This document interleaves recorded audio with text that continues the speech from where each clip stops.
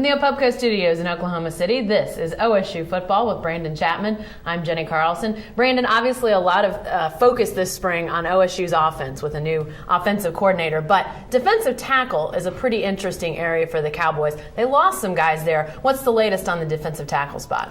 Well, at the defensive tackle spot, obviously you lost Shane Jarka and Chris Donaldson, your two starters from last year, and those guys were pretty solid last year.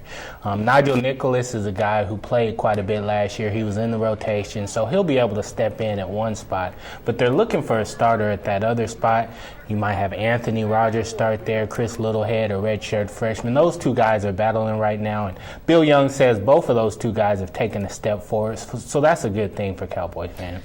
The Cowboys recruited a bunch of defensive tackles. None of those guys are on campus, though. Is there a chance that any of these incoming guys, even though they'll be on limited practice in the fall, they work into the rotation at all? I think it's very possible. I think there's a good chance the Cowboys are going to need them to as well, because if you look at the defensive tackle position, you get a guy nicked up here, you get a guy nicked up there. Next thing you know, you're at your fourth, fifth defensive tackle. So I could see one of those four freshmen coming in, getting into the defensive tackle rotation.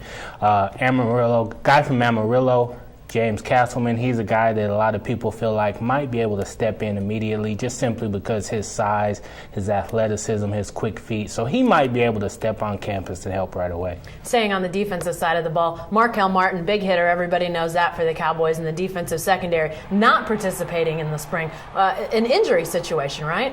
Yeah, they just went into his shoulder, cleaned some things up. It was something that had been bothering them for a while. So they just went ahead, took care of it now. Because if you think about it, why does Markelle Martin need to go through spring football?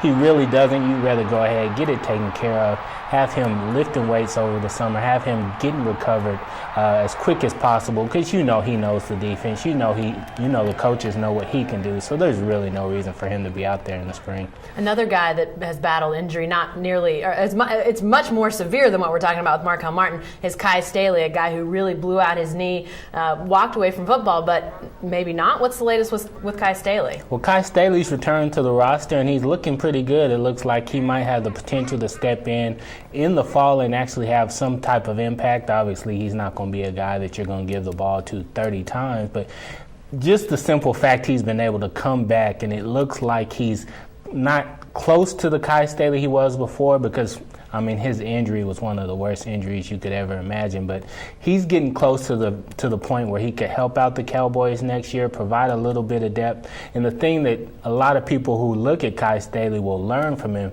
just how much he loves football. Everything about him is going to help the young Cowboys running backs, just simply because the guy loves football, and he's a good influence on those guys from 1 to 5 at the running back position. All right, thanks, Brandon. Hey, stay with the best coverage team anywhere, newsok.com and every day in the Oklahoman.